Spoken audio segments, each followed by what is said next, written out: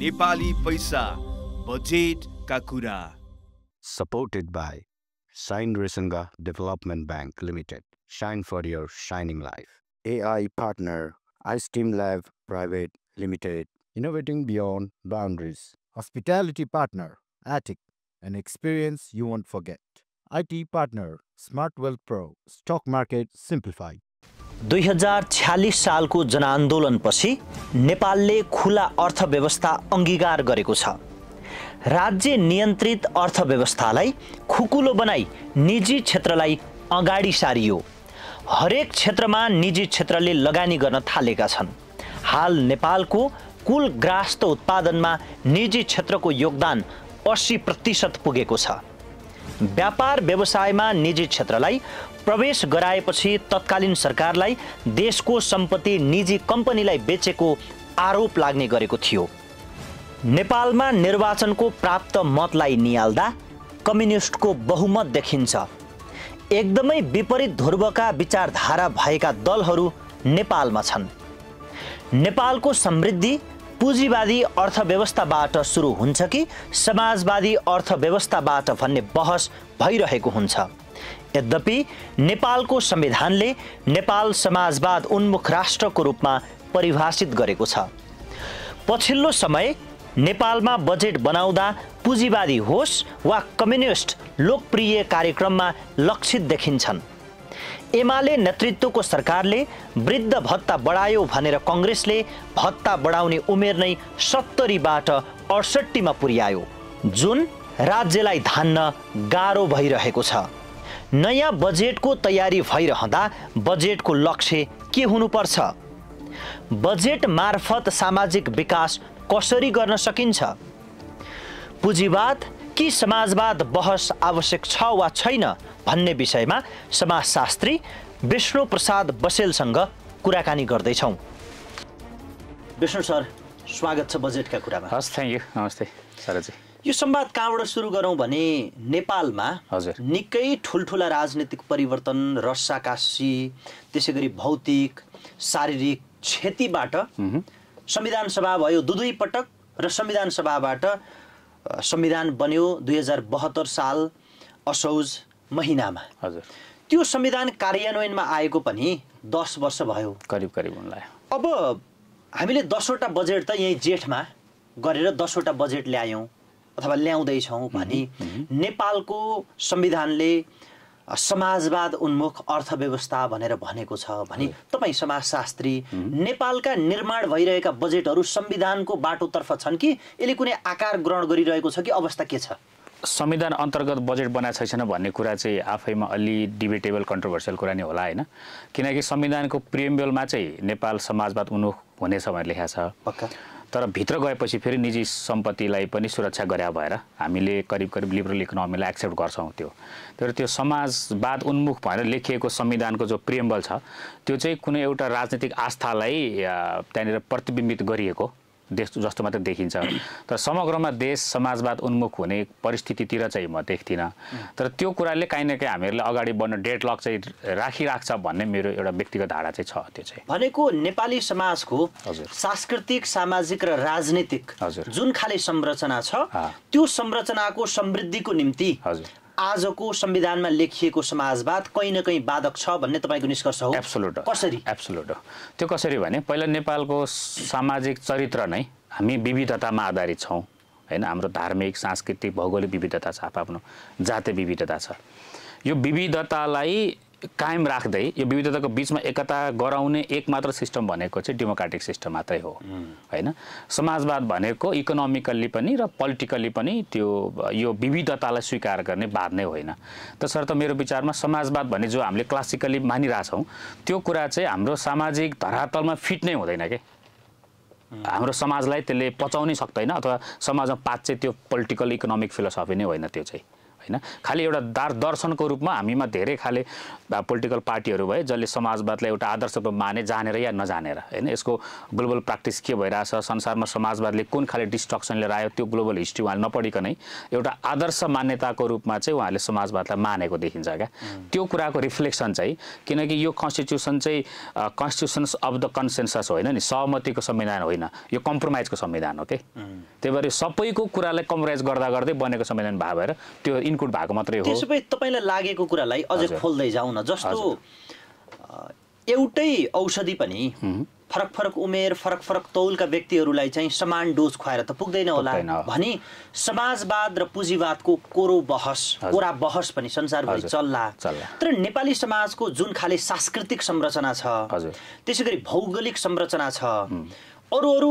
आफ्नै खाले हाम्रो मौलिक जे जति संरचना छन् नि त्यो संरचना त न समाजवाद न पुँजीवाद यहाँ फिट त हुन्न होला नि भनी नेपालको निम्ति चाहिँ फिटेड मोडल चाहिँ के हो त यस्तो कुनै पनि समाजलाई फिटेड मोडल यो भनेर ठ्याक्कै भन्न सकिने संसारभरिको कुनै पनि मोडल हुँदैन कहिले पनि हैन त्यो समाजले आफ्नो आवश्यकता अनुसार बनाउँदै जान्छ त्यसलाई डिफाइन गर्दै जान्छ कम्पाइल गर्दै जान्छ र हाम्रो मोडल यो भन्दै जाने हो फेरि एक पाइ लागू भएको मोडल सधैँभरि त्यो मोडलले काम गर्छ भन्ने पनि छैन हैन टाइम एन्ड अगेन त्यो ग्लोबल कन्टेक्स्ट अनुसार नेसनल कन्टेक्स्ट अनुसार त्यो मोडल चेन्ज पनि हुन सक्छ तर बाइ एन्ड लार्ज हाम्रो बेसिक पोइन्ट चाहिँ हाम्रो खास जरा चाहिँ के हो त भन्दा खास जरा चाहिँ हाम्रो इकोनोमिक लिबरलाइजेसन नै हो उदारवाद नै हो त्यो पश्चिमबाट आएको शब्द भएको भएर हामीलाई लिबरलाइज भन्ने बित्तिकै पश्चिम जस्तो लाग्छ त्यसो होइन हाम्रो नेपालको कल्चरल हिस्टोरिकल प्र्याक्टिस हेर्नुभयो भने पनि हामी निजी सम्पत्तिमा चाहिँ राज्यले जहिले पनि फ्रिडम दिएको छ क्या हाम्रो हिस्टोरिकली नै हामीसँग निजी जग्गाहरू छन् हैन निजी उत्पादनका स्रोतहरू थिए क्या हाम्रो आफ्नै खाली निजी डिस्ट्रिब्युसन्सका मेकानिजमहरू थियो हैन हामीले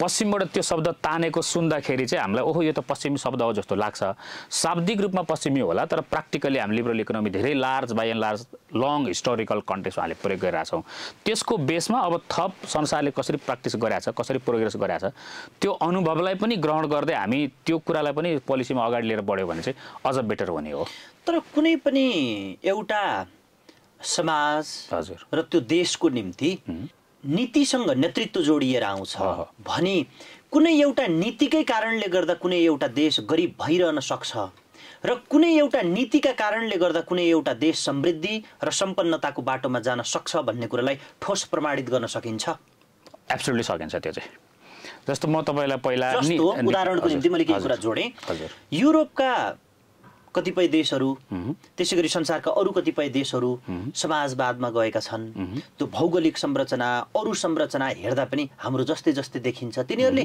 हामीले भन्दा अलि बढी विकासमा फड्को मारेका छन् आज हामी त संसारको दरिद्रताको 7औं नम्बरमा छौं र झण्डै झण्डै कतै 1 नम्बर भन्छौं कतै 2 नम्बर भन्छौं ती दुईटा मध्ये एउटा हो र दक्षिण एसियामा हामी पहिलो वा दोस्रो दरिद्र छौं भने यो के नीतिकै कारणले गर्दा हामी दरिद्र भएका हौं त दरिद्रताको धेरै कारणहरू हुन्छ त्यो दरिद्रताको कुरा गरौँ बुझेँ मैले दरिद्रता आर्थिक रूपमा दरिद्रताको धेरै कारणहरू हुन सक्छन् हैन भौगोलिक सामाजिक आर्थिक सबै कारण हुन सक्छ तर बेसिकली हजुर मान्छे नीतिगत कारणमा चाहिँ मलाई चाहिँ हो जस्तो लाग्छ है संसारमा जस्तो तपाईलाई अघि एउटा संरचनात्मक उदाहरण दिन्छु ल कसरी देश धनी या गरिब हुन्छ भन्ने कुराको जस्तो यसलाई मान्नुस् हामीले डेमोक्रेसी नभइकन चाहिँ विकासै हुँदैन भनेर संसारलाई एउटा बेन्चमार्क मानेको भए चाइना के हो एब्सोल्युटली टोटलिटेरियन गभर्नमेन्ट हो पोलिटिकल फर्ममा चाहिँ हैन तर पछिल्लो 40 वर्षमा चाइना त one of the success story of the globe हो नि त अहिले इकोनोमिकली त हैन यसमा कुनै डाउटै छैन अब फेरि भनौँ हैन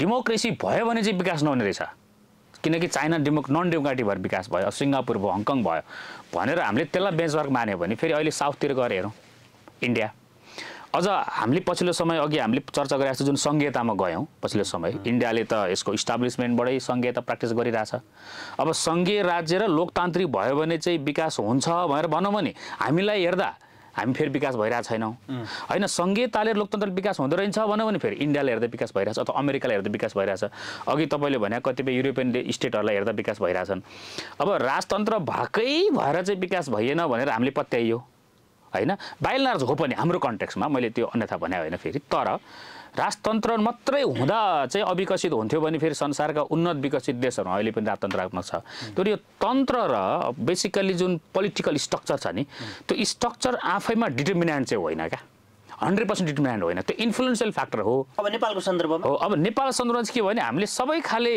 राजनीतिक तन्त्र र संरचनाहरू चाहिँ करिब करिब प्रयोग गर्ने एक खाले संसारको पोलिटिकल संरचनाको प्रयोगशाला जस्तो करिब करिब प्रयोगशाला हो हाम्रो चाहिँ, हामी ल्याउने हो। अन्तरिमलाई पनि जोड्यो भने 70 वर्षको दौरानमा 7वटा संविधान बनाइसकेका छ हामीले। त्यो संविधान भनेको आफैमा पोलिटिकल र देशको प्रशासनिक संरचनाको मोडिफिकेसन हो नि त।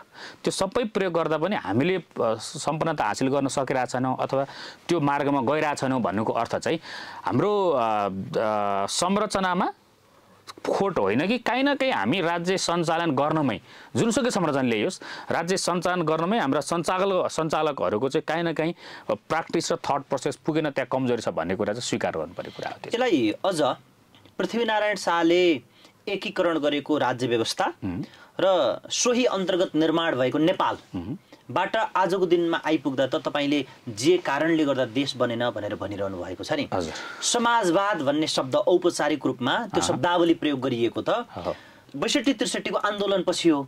त्यसलाई मूर्त रूप दिने काम 72 को संविधानले गर्यो। यद्यपि नेपाल लिबरलिजममा गएको त 47 सालको परिवर्तन पछाडि हो भने तपाईले भनेको कुरा र अहिले देशको आर्थिक अवस्था मिल्यो त? त्यसो भए हैन, यस्तो समाजवाद भन्ने त अब इट्स टर्म त for a long it is practice in the world हैन। जस्तो 1919 मा लेनिनले प्र्याक्टिस गरे 17 वर्ष पहिला उसबाट, त्यसपछि नेपाली कांग्रेस नेपाली कन्टेक्समा पनि लोकतान्त्रिक समाजवादको कुरा गर्यो उसले, बीपीले नै गर्नुभयो। कम्युनिस्टहरू जहाँ स्थापित हुन्छन् त्यहाँ त उनीहरूले अफकोर्स समाजवाद उनीहरूको भिन्न प्र्याक्टिस छ तर समाजवाद कुरा त गर्छन्। त्यही भएर समाजवाद चाहिँ लङ स्ट्यान्डिङ पोलिटिकल डिबेट हो होइन। तर नेपालमा चाहिँ 46 सालको आन्दोलन परिवर्तन पश्चात जो 2048 साल बेसिकल्ली संविधान बनेपछिको सरकार छ, त्यो सरकारले एक खाले इकोनोमिक रिफर्म चाहिँ स्ट्रक्चरल रिफर्म चाहिँ त्यहाँनिर एउटा रिस्क लिएको देखिन्छ सरकारले। 48 सालपछि करिब करिब त्यही इकोनोमिक रिफर्मभित्र अहिलेसम्म काम भइरहेछ लार्ज 30 इयर्सभित्र, तर कुनै एउटा स्ट्रक्चरल रिफर्म एउटा डिपार्चर चाहिँ कुनै पनि सरकारले लिएको देखिँदैन त्यहाँ त्यतापट्टि चाहिँ। र त्यो 48 देखि 52 सम्म हेर्नुभयो लगायतका यी पूर्व अर्थमन्त्रीहरूलाई त उदारवादमा गएकै कारणले गर्दा यति धेरै उद्योग धन्दा सरकारी कल कारखानाहरू तिमीहरूले खायौ, त्यस कारणले गर्दा आज यो देश र नागरिकको यो हालत भएको हो भन्ने जबरजस्त भाष्य त फेरि त्यहाँ छ। एक्ज्याक्टली म यसलाई तपाईँलाई दुईटा इक्जाम्पलहरू बुझाउँछु। एउटा चाहिँ हामीले 48 देखि 52 सम्मको जो इकोनोमिक रिफर्म छ पोलिटिकल रिफर्म त्यसलाई हेऱ्यो भने बिफोर युद्ध एक्ज्याक्टली त्यो हेऱ्यो भने साउथ एसियामा करिब करिब हामी 7 पोइन्टको ग्रोथ रेटमा छौँ होइन इयरली चाहिँ। तर 52 सालपछि जुन यो माओवादी आन्दोलन सुरु भए खाले हिंसा सुरु भयो त्यसपछि हामी पोलिटिकल डेडलकतिर छिर्यौँ। त्यसपछि फेरि राजाको इन्गेजमेन्ट भयो त्यो सँगसँगै मोनार्क सँगसँगै। त्यसपछि राजा भर्सेस पार्टी अनि पार्टी भर्सेस माओवादी अथवा राजा भर्सेस यो गोल चक्करभित्र हामी पछिल्लो 30 वर्षमा चाहिँ मैले कहिलेकाहीँ साथीहरूलाई भनेको रहेछ जस्तो 1990 पछि वी लिबरलाइज होइन, 1991 मा इन्डिया लिबरलाइज, 1978बाट चाहिँ चाइनाले देङ जियाओपिङ को उत्पत्ति भइसकेपछि after death of Mao China liberalise भयो होइन। अहिले पनि तपाईँको इन्डिया र चाइनाको कम्पेरिजन गर्दाखेरि चाहिँ मैले रिसेन्टली इन्डियन अहिलेको हाम्रो सुब्रमण्यम जयशङ्करको बुक पढाएको थिएँ केही समय अगाडिको, त्यो बुकमा परराष्ट्र मन्त्रीको त्यो बुकमा चाहिँ उहाँले के भन्नुहुन्छ भने किन चाइना त्यति अगाडि गयो इन्डिया भन्दा 15 वर्ष अगाडि चाहिँ हामीभन्दा चाइना लिबरलाइज भयो के। He concluded only 3 point basically, किन इन्डिया डिप पार्टिसन भयो, चाइना भएको छैन, हामी त विभाजित पनि भयौँ। अर्को चाइनाले न्युक्लियर टेस्ट हामीले भन्दा पहिला गर्यो, हामीले गरेनौँ। र अर्को चाहिँ इकोनोमिक लिबरलाइजको पोलिसी चाहिँ चाइनाले हामीले भन्दा 15 वर्ष अगाडि गर्नाले आज चाइना हामीभन्दा त्यो लेभलमा ग्रोथ हुन सक्यो, हामीले अझै पछाउन सकिरहेछन्, हामीले त्यहाँ पुग्न हामीलाई टाइम लाग्छ। तर इन्ट्रेस्टिङ कुरा हेर्नुहोस् है 1991बाट इन्डिया लिबरलाइज भएको, हामी पनि करिब करिब त्यही टाइम लिबरलाइज भएको हो। एन्ड इस्ट एसिया हेर्नुभयो भने त्यही टाइममा उनीहरू इकोनोमिक रिफर्म गरे हो। आज इस्ट एसिया कहाँ छ? इस्ट एसिया मिराकल होइन, टाइगर स्टेसन टाइगर भन्छ उनीहरू इकोनोमीलाई। आज चाइनाले more than 800 million people out of poverty लिएर आयो। इन्डियाले पछिल्लो 91 पछि अहिलेसम्म हेर्नुभयो भने र पछिल्लो 10 वर्ष ग्रोथ रेट हेर्नुभयो भने इन्डियाले रिमार्केबल इकोनोमी चेन्ज गरेको छ। र इन्ट्रेस्टिङली अबको केही वर्षभित्रै इन्डियाले third economy of the globe बन्दैछ। तर हामी चाहिँ संसारको दोस्रो र तेस्रो र निकट भविष्यमा पहिलो र दोस्रो बन्दै गरेका हाम्रा दुई छिमेकीहरूको बिचमा भएर पनि र उनीहरूले इकोनोमिक लिबरलाइज अथवा भनौँ न आर्थिक जुन स्ट्रक्चरल रिफर्मेसन छ त्यो सँगसँगै हामीले सुरु गरेका मान्छे आज हामी फर्केर फेरि त्यो रिफर्मलाई पनि नपछ्याएर हामी यति पछाडि पऱ्यौँ। हाम्रै छिमेकी पहिलो र दोस्रो इकोनोमिक ग्लोबल पावर बन्दै गरेका छिमेकीको बिचमा हामी यसरी गरिबीमा बसिरहेछौँ भने यो हाम्रो सामाजिक सांस्कृतिक पोलिटिकल स्ट्रक्चरको मात्रै फल्ट होइन, यो नेपाललाई लिड गर्ने हाम्रो जुन क्षमता छ नि, हाम्रो जो मानसिकता छ नि, त्यो मानसिकता र हाम्रो पर्फर्मेन्स क्यापासिटीमै डेफिसियन्सी छ भन्ने चाहिँ मेरो दृष्टिकोण छ यसमा। यसलाई अझ जरामा पुगेर व्याख्या गरौँ। हजुर, एउटा सुन्दर गुलाफको फुल त छ, हजुर, तर टुप्पोमा पुग्दा फुलेन त्यो। फुलेन। हामीले दोष कहाँ दिइराखेका छौँ त भन्दा त्यो टुप्पोमा जहाँ फुल फुल्न पर्ने हो त्यसलाई दोष दिइराखेका छौँ। तर समस्या त जरोसम्म पनि होला भने त्यो 2048 सालमा जब हामी उदारवादतर्फ गयौँ, त्यही समयको सेरोफेरोतर्फ चीन र भारत गए। आज उनीहरू त्यो ढङ्गको समृद्धिको पथमा छौँ, हामी यो दरिद्रताको अवस्थामा छौँ भन्ने अवस्था त यो देखिरहेकै कुरा हो भने हामी यति पछाडि चाहिँ किन पर्यौँ त? खास क्वेसन गर्नुपर्ने चाहिँ यहाँबाट मलाई मेरो आफ्नो विचारमा के लाग्छ भने जस्तो अहिले बजेट पनि बनिरहेछ होइन, अब 2/3 करिबको सरकार छ देशमा अहिले। तपाईँको प्रत्येक घन्टा ढिलो भइरहेछ कि पोलिसी रिफर्ममा र पोलिसी इम्प्लिमेन्टेसनमा प्रत्येक घन्टा ढिलो भइरहेछ हामीहरूलाई। हामीसँग त्यति लामो टाइम नै छैन वेट गर्न। तर नेता हतारिएको देखिन्न, नेता बाहेक सबै हतारेका छन् मैले देखेको चाहिँ होइन, उनीहरू शब्दमा हतारेको देखेँ मैले। तर अहिले हजुरले भने जस्तो किन यस्तो भयो त वाइ भन्दा चाहिँ मलाई चाहिँ के लाग्छ भने हामीले खास गरी हाम्रो गन्तव्य डिक्लेयर गरिरहेको छैन कि कहाँ पुग्न खोजे हामीहरू भनेर। पहिला तपाईँले कहाँ पुग्न खोजेको भने डिक्लेयर गर्नुपर्छ, त्यसपछि मात्रै कसरी पुग्ने हो त्यो कुरा भने डिक्लेयर हुन्छ। र त्यो पुग्नको लागि तपाईँले खन्ने जो मार्ग छ नि, अहिले समाजवादको यात्रामा छौँ, यो लक्ष्य हो, समाजवादमा जाने हो, त्यसपछि साम्यवादमा जाने हो भनेर भनिरहनु भएको छ त होइन र? होइन, अब त्यो एउटा कम्युनिस्ट पोलिटिकल आइडियोलोजीले त्यो भन्छ होइन, तर हाम्रो संविधानले अहिलेसम्म हाम्रो आज प्र्याक्टिसले हामी जे कुराको लागि पोलिटिकली सडकमा आएर फाइट गऱ्यौँ त्यो कुराले उहाँहरूले भनेको ठाउँमा लाँदैन हामीलाई। सँगसँगै त्यो उहाँहरूले भनेको कुरा संसारभरि प्र्याक्टिस नदेखिएको भएर नआएको भएर मलाई लाग्छ जस्तो लाग्दैन। तर मलाई चाहिँ के लाग्छ भने यो अहिले जुन फाइनेन्सियल रिफर्मको कुरा छ हामीहरूलाई, त्यो सेन्स अफ अर्जेन्सी ग्राफ्स गर्ने लिडरसिप चाहिँ भएन क्या हाम्रोमा चाहिँ। पछिल्लो 30 वर्षमा हेर्नुभयो भने म फेरि पनि भन्छु यिनै उहाँहरू नै प्रधानमन्त्री हुनुभयो होइन। अझ अहिले त भन्ने गर्नुभएको छ। अब कस्तो दुर्भाग्य भयो भने नि, अब सुन्दा अचम्म लाग्ला, अब यी 3-4 जना नेताहरू त बुढा पनि भए, अब उहाँहरूले त शासन गर्नुहुन्न होला र अब 84 पछि मुक्ति पाइन्छ कि भन्ने एउटा एकदमै निराशाको मानसिकतामा समाज जकिनु पर्ने भयो क्या होइन। यो जति आफ्नै लिडरसिपप्रति तपाईँको यो तहको अविश्वास गर्न पर्ने ठाउँमा नेताले समाजलाई कसरी पुर्याएको होला, उहाँले कहाँ लाने होला। अझ म त अर्को देख्छु हामीले जुन डिपार्चर गरेन भनेको उहाँभन्दा पछाडि जसलाई हामीले अहिले सिनियर मोस्ट लिडर भनिरहेको छौँ, त्यहाँभन्दा जुन सेकेन्ड जेनेरेसन नेताहरू म यसो बोलेको हेर्छु, उहाँहरूले अध्ययन गरेको क्षेत्र उहाँले बोलिरहेको, उहाँहरू पनि पटक मन्त्री हुनुभएको छ नि त। आई हेभ जज्ड होइन, पिपल जज्ड क्या। अब मैले मेरो मात्रै कुरा भएन, सबैले जज गरिरहेको छ। उहाँहरूको हेर्दा यो पहिलो जेनेरेसनको नेताहरूले मेन लिडरसिपबाट हट्दैमा यही सेकेन्ड जेनेरेसन नेताले यदि टेक ओभर गर्ने हो भने म त्यो पनि पोइन्ट अफ डिपार्चर देख्दिनँ। वी हेभ सिन अलरेडी कि उहाँहरूबाट देखिसक्यो त्यो हाम्रो चल्दैन। सम्भवतः व्यक्तिले भन्दा ज्ञानले समाजलाई रूपान्तरण गर्ने हो। म ब्याक टु जुन इकोनोमिकल मोडल म त्यसमा फर्किन चाहन्छु। जस्तो हाम्रो विश्वविद्यालयले खास कस्तो पढाउँछन्, अहिले नेपालको राजनीतिक मोडलको कुरा गर्ने हो भने कम्युनिस्ट पृष्ठभूमिबाट आएका राजनीतिक दलहरूले साम्यवाद भन्दैनन्, समाजवाद भन्छन्। अहिले विश्व परिवेशमा निर्माण भएको अर्थतन्त्र, भत्किरहेको अर्थतन्त्र र निर्माण हुन खोजेको अर्थतन्त्र, यो सबै कुरालाई एक ठाउँमा राखेर हेर्दा हाम्रा विश्वविद्यालयमा हाम्रो अर्थतन्त्रबारे के पढाइन्छ, प्राध्यापक र विद्यार्थीहरूले के बुझ्छन् के बुझाउँछन्? अब यो चाहिँ वाट मेक्स द माइन्ड हो नि त। तपाईँको दिमाग चाहिँ तपाईँले कस्तो व्यक्तिको सङ्गत गर्नुहुन्छ र कस्तो पुस्तक पढ्नुहुन्छ भन्ने कुराले बेसिकली निर्माण गर्ने। मानवको त सबै मानवको जन्मिँदै त्यही उति तौलको मस्तिष्कको डल्लो न हो त्यो। अब एकछिनलाई हेरौँ, हाम्रो विश्वविद्यालयमा हाम्रा सिनियर प्राध्यापक मेरा गुरुहरू हेऱ्यो भने जुनसुकै विषयका हुन सक्नुहुन्छ, उहाँहरूको उमेर केन्द्रीय विभागमा एक्ज्याक्टली उहाँहरूको ब्याकग्राउन्ड हेऱ्यो भने 1990 को डिकेडमा 46 सालको आन्दोलन ताकतिरको यङहरू हो नि त उहाँहरू होइन। त्यो बेलाको पोलिटिकल लभिङ भनेको यही काङ्ग्रेस कम्युनिस्टकै पोलिटिकल लभिङ न हो, तर both of them belong to the social समाजवाद होइन। आदर्शले होस् अब केले हो होइन, त्यो समाज।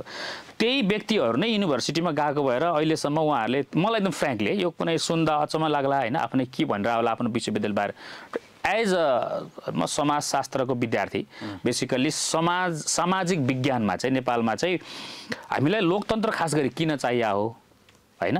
लोकतन्त्रले संसारभरि कसरी यो अरू कुनै तन्त्रभन्दा बेस्ट प्र्याक्टिस गर्छ यसले चाहिँ मान्छेलाई कसरी ब्लड सेड बिना सत्ता हस्तान्तरण गर्छ, मान्छेको राइट टु डिसिजन चाहिँ कसरी मान्छेभित्र भइरहन्छ एउटा व्यक्तिभित्र भन्ने कुरा र यो सँगसँगै इकोनोमिक रिफर्मको कुरा संसारले कसरी गर्यो, कसरी डेमोक्रेटिक मोडलबाट मात्रै हामीले खास इकोनोमिक रिफर्म गरेर एउटा समुन्नत समाज निर्माण गर्न सकिन्छ भन्ने प्र्याक्टिकल कुरा पढाउनु भन्दा पनि बेसिकली चाहिँ हाम्रो अलि स्ट्रक्चरल एनालिसिस गर्न सिकाउने, हरेक कुरा स्ट्रक्चरल बेस हो भन्ने र एक खाले समाजवादतर्फको आदर्शलाई मान्ने टाइपको ज्ञानमा बढी एट्याच छ हाम्रो सोसल साइन्स। बेसिकली मैले एकदम ब्लन्टली भन्दा त्रिभुवन विश्वविद्यालयको यति बेलाको सामाजिक विज्ञानको कोर्स निर्माण गर्ने भनेको जनशक्ति भनेको मूलत चाहिँ समाजवाद उन्मुख टाइपको भने त्यही विषयमा बढी डिबेट हुने खालका कोर्सहरू बढी छन्। हामीले क्यापिटलिजमलाई युनिभर्सिटीमा आजको दिनमा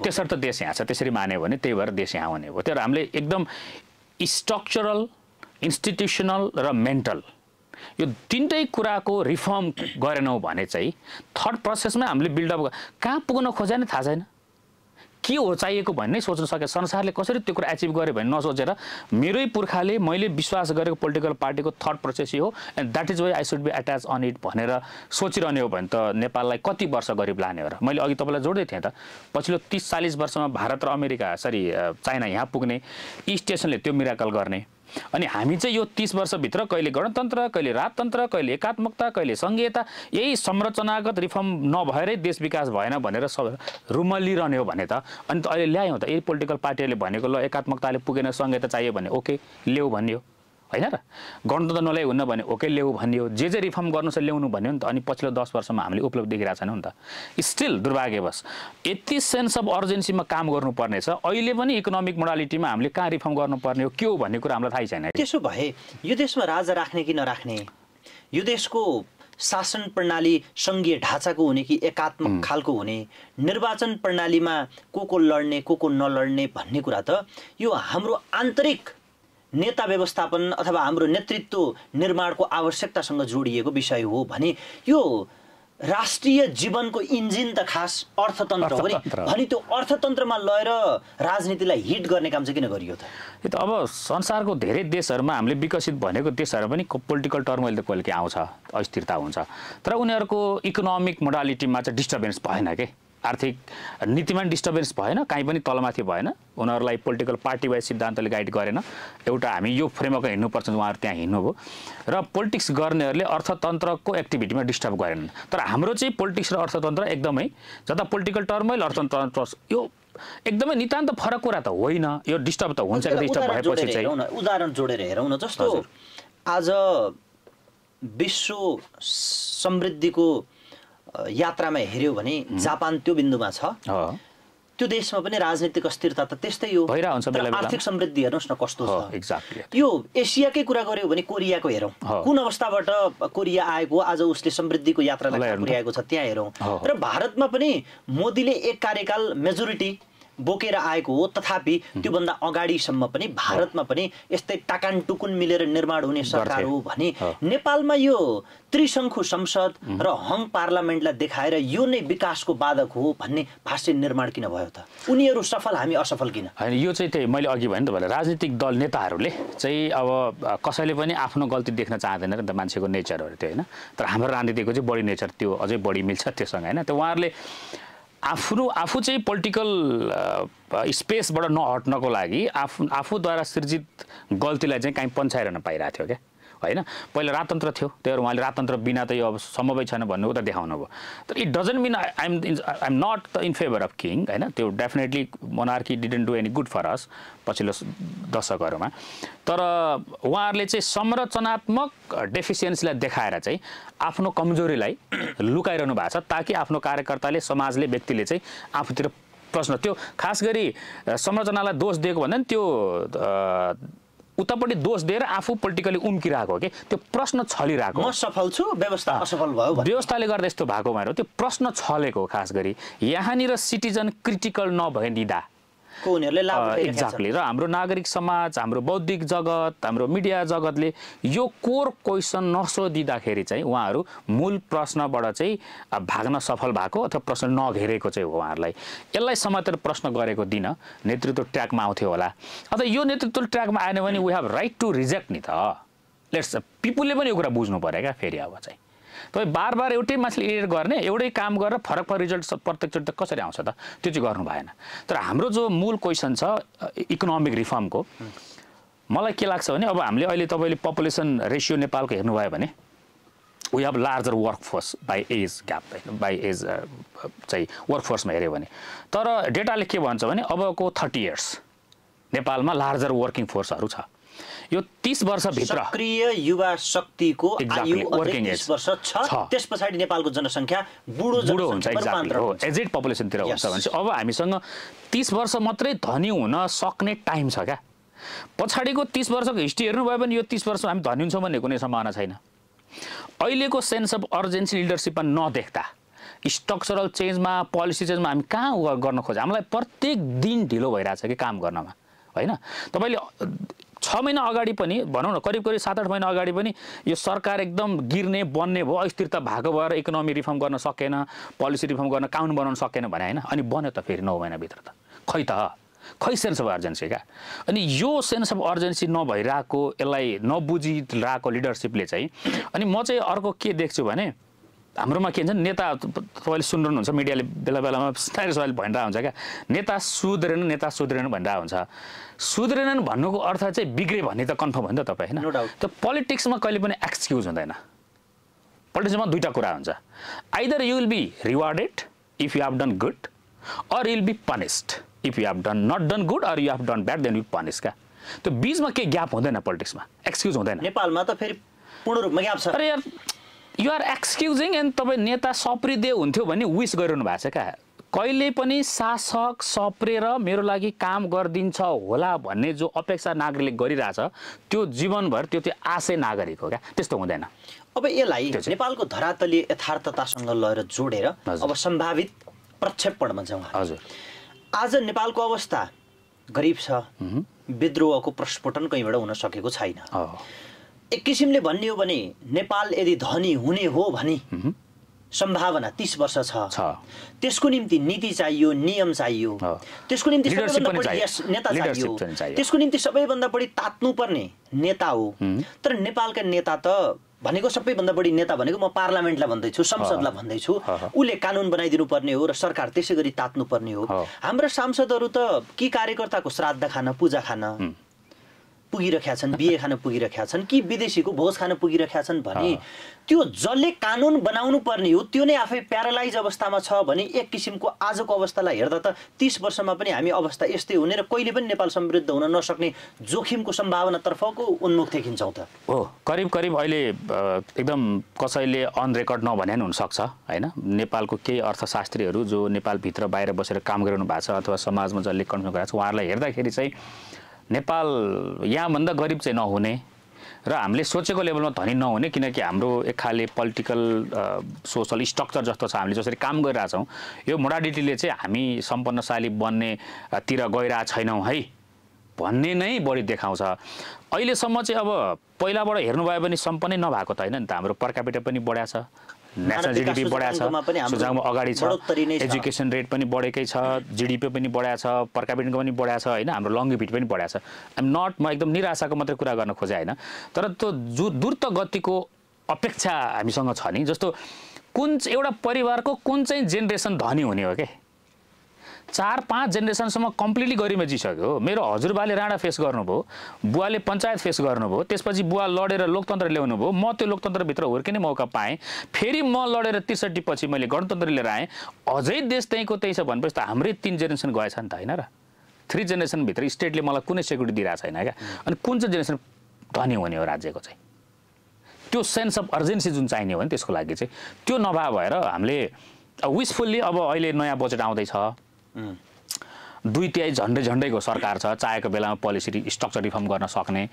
यो गभर्मेन्टले त्यो सेन्स अफ अर्जेन्सीको बजेट ल्याएर एउटा रिस्क लिने लिडरसिप बेसिकली इकोनोमीमा जसरी 48 देखि 52 सम्म चाहिँ पटक प्रधानमन्त्री बनेर थाकिसके हैन। मैले प्राइम मिनिस्टर मात्रै कुरा गरिन, त्यो सेन्स अफ न मैले प्राइम मिनिस्टर कुरा गरिन, देख्दिन जिरो एकदम ब्लन्टली जेरो। तर प्रश्न के हो नि, प्राइम मिनिस्टर जो भइरहेछ फर्स्ट लिडर्सहरू मात्रै मेरो प्रश्न होइन, मेरो सेकेन्ड जेनेरेसन पनि प्रश्न। चाहे मानसिक थकान होस् चाहे शारीरिक थकान होस्, त्यसबाट त थकित देखिनुहुन्छ नि त उहाँहरू पनि यो बजेटबाट पनि धेरै कुरा आशा हैन मेरो क्वेसन चाहिँ के भने मैले चाहिँ जुन सेकेन्ड जेनेरेसन छन् हैन अथवा थर्ड जेनेरेसन भन्नुहोस् उनीहरूले उहाँहरूलाई प्रेसर गरेर मलाई लाग्दैन फर्स्ट जेनेरेसनले सबै कुरा रोक्यो होला भन्ने भयो यो पनि सेकेन्ड र थर्ड जेनेरेसनको एउटा ब्लेम गेम हो क्या फर्स्टले गर्न दिएन भन्ने हो definitely for a long time उहाँहरू प्राइम मिनिस्टर भएपछि रिजल्ट नदेखेर चाहिँ हामीले त एग्रेसिभ हुन्छौँ नि त मलाई त आजको दिन सोध्नुहुन्छ I disregard all of them from the supreme post हैन म उहाँलाई चाहन्न कसैलाई पनि तर जो मैले सेकेन्ड जेनेरेसन आउने हो उहाँलाई ओभरकम गरेर त्यो सेकेन्ड जेनेरेसनको फङ्सन पनि हेरेको छु कि अहिले देखिनु पर्यो नि त क्या यहीँ बोल्या हुनुपर्ने र उहाँहरू उप प्रधानमन्त्री मन्त्री भइरहनु भएको छ त पटक पटक उहाँहरूको भिजन के हो टेस्टेड हुनुहुन्छ एक्ज्याक्टली कि त फर्स्ट लिडरसिपले गर्न नदिएको हामीले गर्न खोजेर भन्नु पर्यो पब्लिकले हामीले यो ल्याउनु खोजेको थियौँ भनेर अदरवाइज उहाँहरूले अहिले सेन्स अफ अर्जेन्सी हुनु पर्दैन यु दे क्यान कन्भिन्स नि फर्स्ट लिडरसिपलाई त यो अहिलेको नेपालको वर्तमान अवस्थालाई हेऱ्यो भने यो आर्थिक अभाव हजुर अथवा आर्थिक अराजकता अथवा आर्थिक अप्ठ्यारोको दुष्परिणाम कहाँसम्म पुगेको छ भने राजनैतिक रूपमा अप्ठ्यारो परेको छ सामाजिक रूपमा अप्ठ्यारो परेको छ सांस्कृतिक रूपमा अप्ठ्यारो परेको छ शैक्षिक रूपमा अप्ठ्यारो परेको छ पैसाका कारणले गर्दा चाहे त्यो निर्माण गर्ने होस् चाहे व्यवस्थापन गर्ने कुरा होस् पैसाका कारणले गर्दा आज नेपाल सङ्कटमा छ र नेपालका सङ्कटको जरो नै कहाँ छ भने नेपालको अर्थतन्त्रमा आज गएर जोडिएको छ भने पछिल्लो समयलाई नेपालमा हेर्यो भने दुई आयोग बने जस्तो यो डिल्लीराम खनालको आयोगले बुझाएको प्रतिवेदन कार्यान्वयन नहुँदै पूर्व सचिव रामेश्वर खनालको नेतृत्वमा बनेको आयोगले प्रतिवेदन दिएको छ अब यो प्रतिवेदनले अहिलेको यो जटिल बनिरहेको नेपालको अर्थतन्त्रलाई चाहिँ राम्रो बनाएर राजमार्गमा दौडाउन सक्छ सक्नु पर्ने चाहिँ हाम्रो अपेक्षा हो हैन जस्तो अब 75 मा बनाएको छ हाम्रो डिल्लीराम खनाल सरको नेतृत्वको आयोगले त्यो सार्वजनिक खर्च पुनरावलोकन आयोग बन्यो मैले त्यो करिब 400+ पेजको लार्जर भोल्युम छ त्यो चाहिँ हैन त्यसमा चाहिँ करिब नेपालको सार्वजनिक संस्थानहरूको स्थिति के हो यो कसरी बने कस्तो स्थितिमा थियो यो किन निजीकरण गरियो निजीकरण पछिको परिणामहरू के आयो डिटेलिङ छ त्यो त्यसो हामीले अब के गर्नुपर्छ भन्ने पनि त्यसमा छ अब त्यही कारण गरे भए पनि मलाई लाग्छ यो अहिले आयोग बनाउनु जरुरी जस्तो लाग्दैन थियो तर पनि सरकारले अर्जेन्सी ठाने स्थिति सरकारको बिजनेस भयो त्यो हैन सरको अहिले भर्खरै रामेश्वर खनाल सरको नेतृत्वको आयोगको रिपोर्ट पनि हामीले पढ्यौं बोथ अफ कम्प्यारिजन पढ्दा टाइटलमा तलमाथि होला तर भित्रको कन्टेन्ट हेर्नु भयो भने खास हामीले तुरुन्तै चाल्न पर्ने फाइनान्शियल रिफर्मको मोडालिटी के हो भन्ने कुरामा चाहिँ बोथ टाइटलले रिपोर्टले करिब एउटै कुरा भन्छ तर त्यति धेरै कम्प्रिहेन्सिभ त छैन अहिलेको रिपोर्ट मलाई त्यस्तो लागे नै हुन सक्छ तर मेरो अध्ययनको सीमाले चाहिँ म कम्प्लिट देख्दिन र पनि त्यो रिपोर्टमा लेखे अनुसार पनि एउटा पोलिटिकल डिसिजन गरेर हामीले यहाँबाट चाहिँ हाम्रो अब पोइन्ट अफ डिपार्चर हो है भनेर त्यो सेन्स अफ अर्जेन्सीमा काम गर्यो भने चाहिँ यसले पनि एउटा मार्गदर्शन त गर्छ हैन किन अन्डरस्ट्यान्डिङमा चाहिँ काहीँ न काहीँ जस्तो सरकारले नै अब उत्पादन गर्ने र सार्वजनिक खर्च हाम्रो बेसी भयो क्या त्यो सामाजिक सुरक्षा होस् या यो तलब वाला प्रशासनिक खर्च हाम्रो सार्वजनिकबाट बढी खर्च भयो पुँजीगत खर्चमा हाम्रो खर्च नै हुँदैन अहिले हेऱ्यो भने तपाईँको 74-75 को रिपोर्ट हेऱ्यो 9% चान्सुनमा छ जम्मा हैन भनेको हाम्रो खर्च नै छैन पुरा खर्च गर्न सक्ने क्षमता छैन almost budget dependent on the loan हैन अनावश्यक बजेटको भोल्युम बढाएर लोनमा आउँछ कि भन्ने आशा भोल्युम बढायो पछि आउँदैन त्यो डिक्लेयर गरे बजेट पनि गइरहेछ हैन मान्छे त्यहाँ निराश भइरहेछन् त्यो तर अहिले चाहिँ बजेटको भोल्युम अब यो इकोनोमिक टर्म हुन सक्ला बजेटको भोल्युम घटाएर हुन्छ कि के हो अब अहिले ग्लोबल इकोनोमिक अर्डर पनि हेर्नु पर्ला हैन यो सिस्टम भित्र चाहिँ उहाँहरूले भनेको आधारमा सेन्स अफ अर्जेन्सीमा काम गरिदिनु भयो भने चाहिँ होला तर अब हाम्रो खर्च हेर्नु भयो भने नि उत्पादन क्षेत्रमा अहिले पनि मेगा इन्डस्ट्रीहरुमा अहिले पनि सरकारले खर्च गरिरहेछ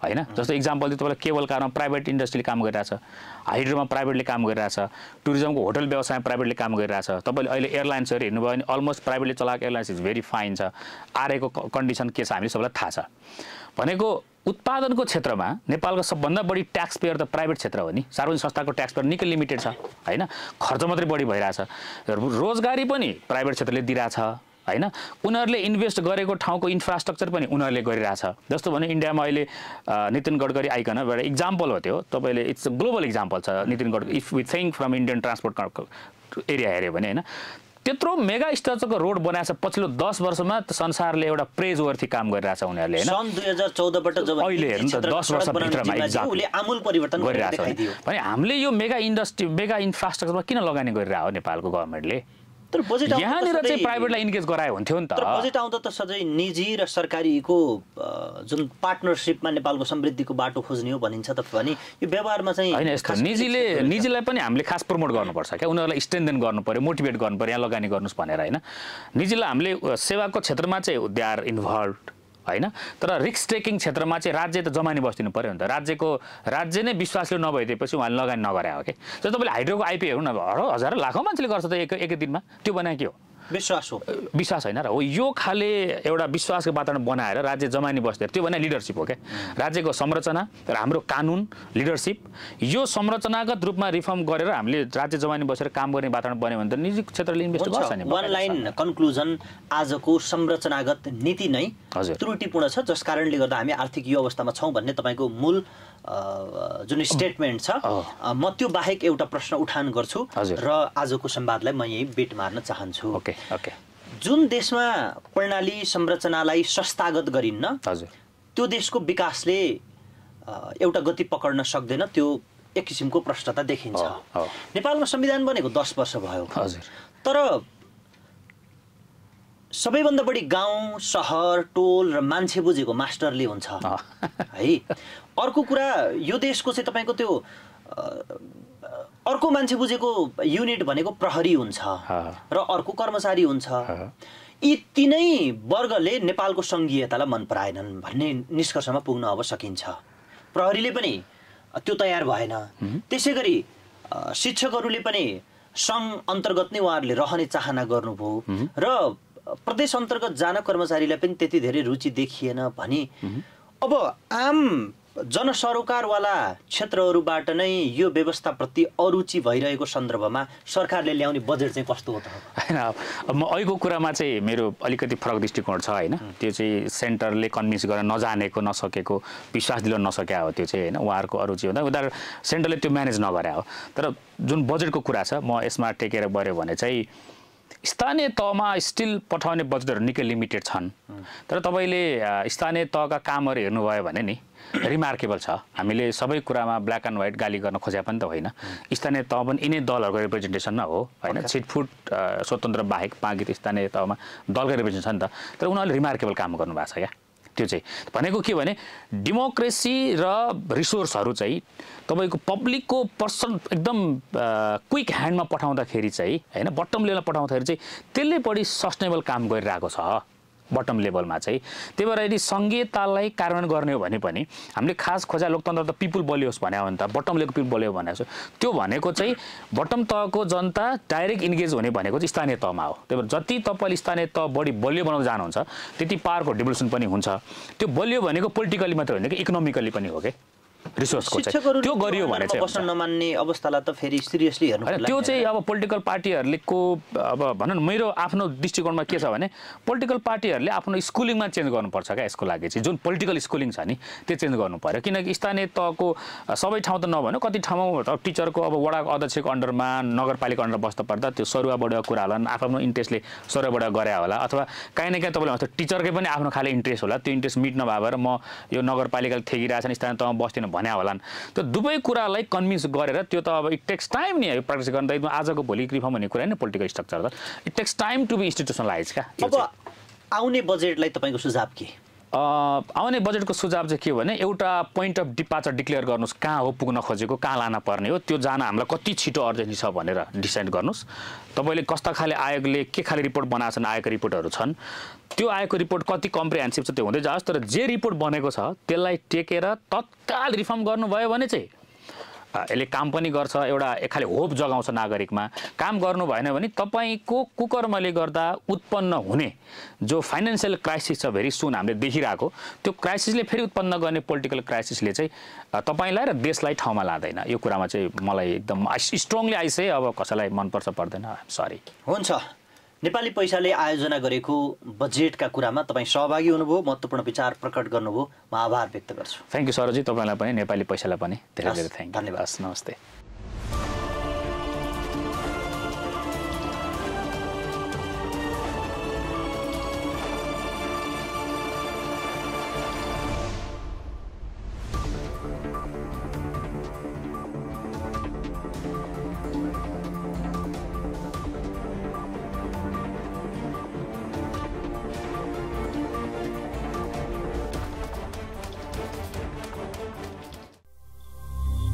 नेपाली पैसा बजेटका कुरा।